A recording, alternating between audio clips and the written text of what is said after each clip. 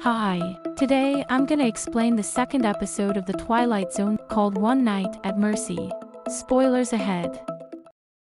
Dr. J. Ferguson is in his first emergency surgery. Despite being a novice, he is a very promising doctor. After some complications in the surgery, he manages to save his patient and goes to break the news to the man's family, who are very happy. At the same time, another patient, who had tried to take his own life, arrives at the hospital. Dr. J goes to help him and manages to save him. J asks what the man's name is and he just says it's Death.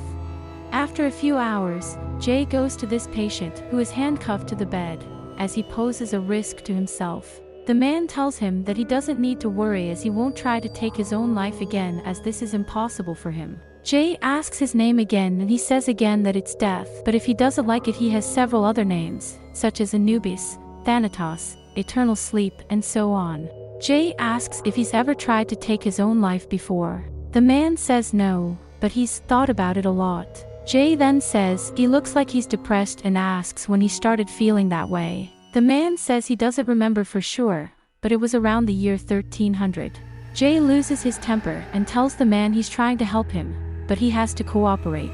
The man says he's just answering his questions. The man also says that he's tired of it all, that he's been doing what he's been doing since the beginning of time and that now he doesn't want to know anymore, that he's going to stop everything. At this time Jay's beeper beeps and he gets up to leave the room and tells the man that he will be helped by good experts. The man smiles and tells Jay that he remembers the first soul he took away from that hospital. Jay out of patience walks away and the man says the name of this first patient who died there and the date it occurred. It was William Brain on March 9, 1968. The man says if you don't believe him, just check the hospital files.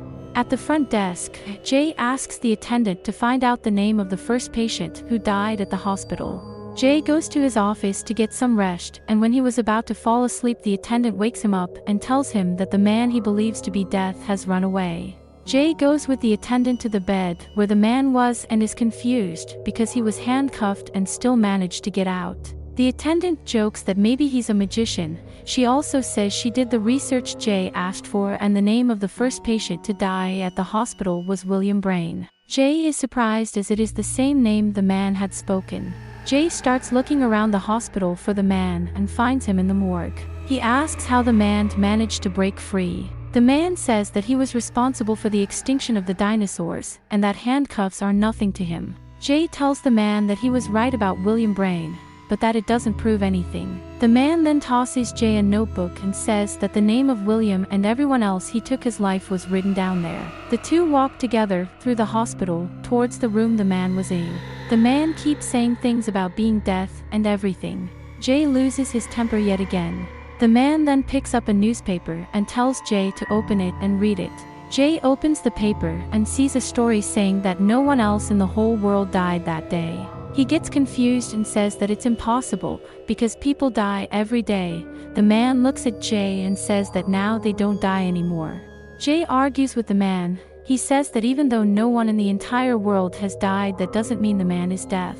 The man then asks Jay if he is sure and Jay says yes. At this point the power runs out and Jay has a vision of the last moments of his mother's life. After that, Jay comes to believe that the man really is Death. Jay asks him if he really stopped and if there won't be any deaths ever again. The man says that the heavenly gods will ask him to return, but that he will try to stand firm in his decision. Jay is happy and says that he has to stand his ground as a world without deaths would be great. The man says there will be inconveniences, such as overcrowding, but Jay says they'll work it out. Jay's beep rings again and he runs to the ER. Once there, he sees several men who were victims of a fire arriving. Doctors try to help them, but their hearts don't beat anymore. Jay is startled by what he sees and realizes that this is one of the side effects of not having more deaths. He runs away and goes towards the man he says is Death. He finds him on the roof of the building. Jay tells the man he has to go back to being Death. The man tells him he doesn't want this. Jay says that it doesn't matter what he wants and that the man has no choice, because without him people don't die, but continue to suffer. The man then agrees to go back to being Death. He asks for the notebook with the names of the people Jay was with. But before Jay delivers, the man asks him to open the notebook. As soon as it opens, he sees your name there. He laughs because he thinks it's a joke. Soon after, he starts to feel a strong pain in his head, and the man asks him to sit down. The man puts his hands on Jay's shoulder and stops him from feeling the pain. Jay gets up, and at this time you can see that he has left his body. Jay looks at his own body and asks the man what happened. The man tells Jay that the headaches he had been experiencing were an aneurysm and that his name was already in the notebook. Jay tries to argue. He says he is only 26 and asks if there is any way to reverse his death. The man says it's tempting, but unfortunately it doesn't work that way, and it's time for them to go. The two then walk and disappear over the horizon.